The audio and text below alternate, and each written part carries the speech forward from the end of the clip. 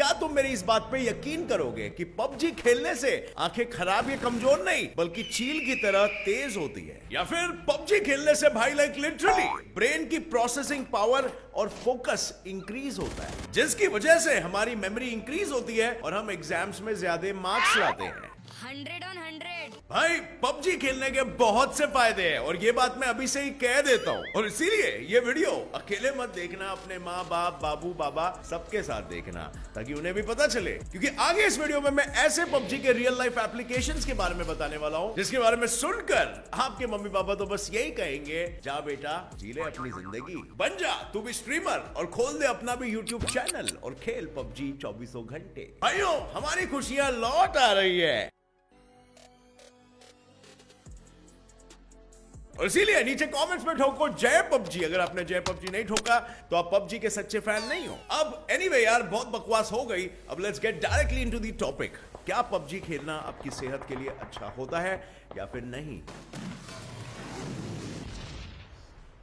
Myth number 1, video games खेलने से आंखें कमजोर होती है। वेल फ्रेंड्स, जैसे कि मैंने वीडियो के स्टार्ट में ही कहा था, असल में पबजी खेलने से आंखें कमजोर नहीं बल्कि और तेज होती है। हाँ सच्ची, अगर यकीन नहीं होता तो आप एक बार बस गेम को अच्छे से देखो और गेमर को भी जो गेम खेल रहा है। एंड आई नो किसी के पास इतना ऑब्जर्व करने के लिए टाइम नहीं है, इसीलिए मैंने खुद आपके लिए ऑब्जर्व कर लिया है। अब तुम्हें सिर्फ मेरे सारे एग्जांपल्स के साथ दिए हुए ऑब्जर्वेशंस को सुनना है। एंड आई बेट तुम सब ये वीडियो देखने के बाद कमेंट्स में नीचे गौरव ओपी करके लिखोगे। जैसे कि तुम्हें पता होगा कि गेम में प्लेयर प्लेन से कूदते वक्त पूरा नंगा होता है। नंगा से मेरा मतलब है no gun, no ammo, no helmet, ना वेस्ट, ना स्कोप और ना ही कोई व्हीकल। और भाई अगर कूदते ही हॉट ड्रॉप लिया तो ये समझ लो कि ये मारेंगे या तो मरेंगे। और इसीलिए तब सबसे पहला काम गेमर क्या करता है? हाँ, हवा में चेक करेगा कितने पैराशूट्स हैं हवा में, ताकि समझे कितने एनिमी साथ उतरे हैं।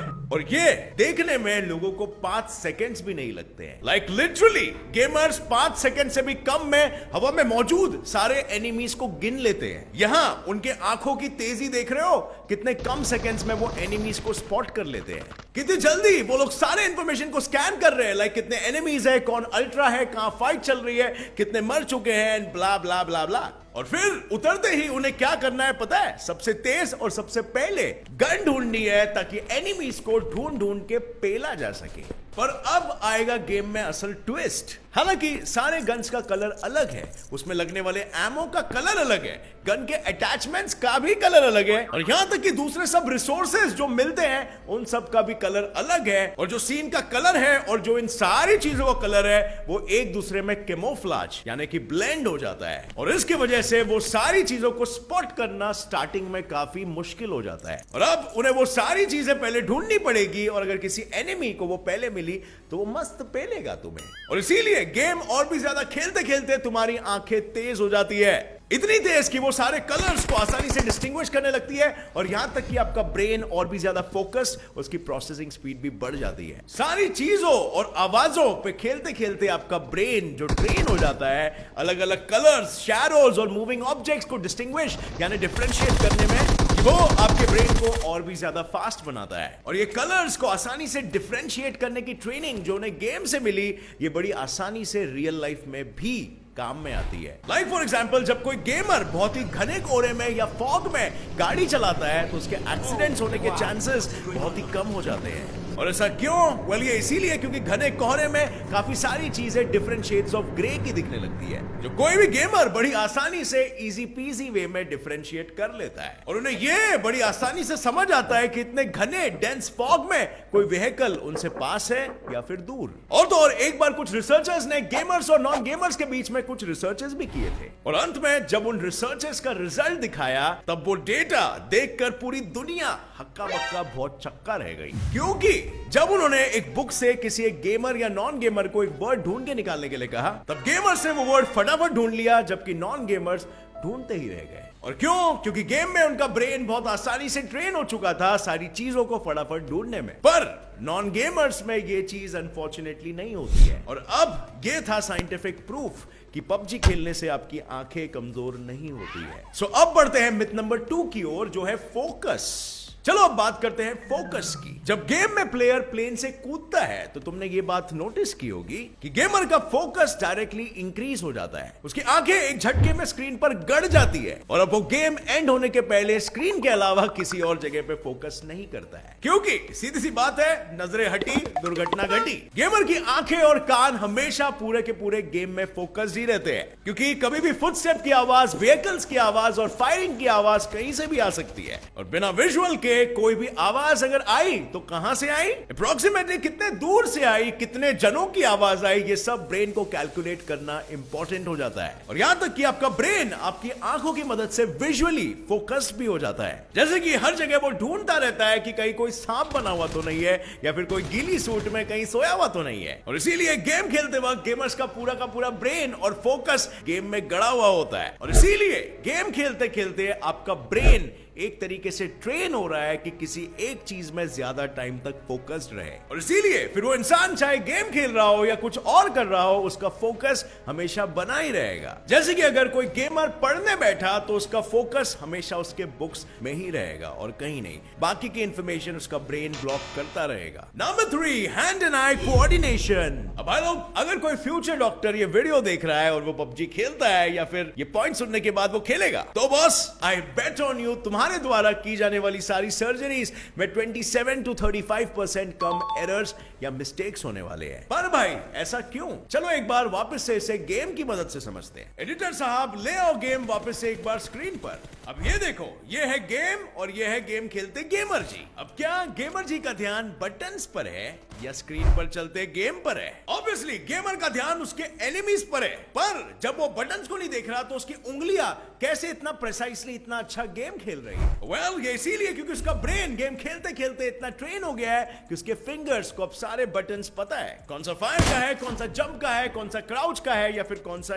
एमिंग का है। और फिर जैसे ही तुम्हारे सामने कोई बॉट आएगा, तुम्हारी उंगलियां खुद ब खुद उस फायर बटन से चिपक जाएगी और सामने वाला वहीं पर ढेर हो जाएगा। पर इस एग्जाम्पल में हमने क्या ऑब्जर्व किया? वेल, तुम्हारे आईज को जैसे ही कोई इंफॉर्मेशन मिलती है, तुम्हारा हैंड या कह सकते हैं तुम्हारा ब्रेन तुम्हारे आईज से और भी स्ट्रॉन्ग तरीके से कनेक्ट हो चुका है, और तुम्हारे आईज से जो इंफॉर्मेशन है वो तुम्हारे फिंगर्स तक तुरंत एक झटके में ट्रांसफर हो रही है। और इसी तरह ये गेम और खेलते खेलते तुम्हारा ब्रेन तुम्हारे हैंड आई कोऑर्डिनेशन में इतना अच्छे से ट्रेन हो जाता है कि उस गेमर को रियल वर्ल्ड में भी कोई भी टास्क दे दो और वो उसे चुटकियों में कर देगा। फॉर एग्जाम्पल, क्रिकेट में कैचिंग या थ्रोइंग अ बॉल उसका इंप्रूव हो जाएगा, क्योंकि कैचिंग में तो आपको सिर्फ बॉल ही दिखता है, मतलब आपका ध्यान तो सिर्फ बॉल पर होता है और पकड़ते तो आप अपने हाथ से हो ना। या फिर अगर आप एक लड़की हो तो आप सब्जियां अच्छी काटोगे, क्योंकि सब्जियों में आप देखते तो सब्जी को हो पर काटते किससे है? हाथ से। और अगर फ्रेंड्स यहां पर एक बहुत ही इंपॉर्टेंट चीज आती है, अगर किसी गेमर का हैंड आई कोऑर्डिनेशन बहुत ही अच्छा है तो वो और किस काम में अच्छा होगा? Think about it, multitasking, right?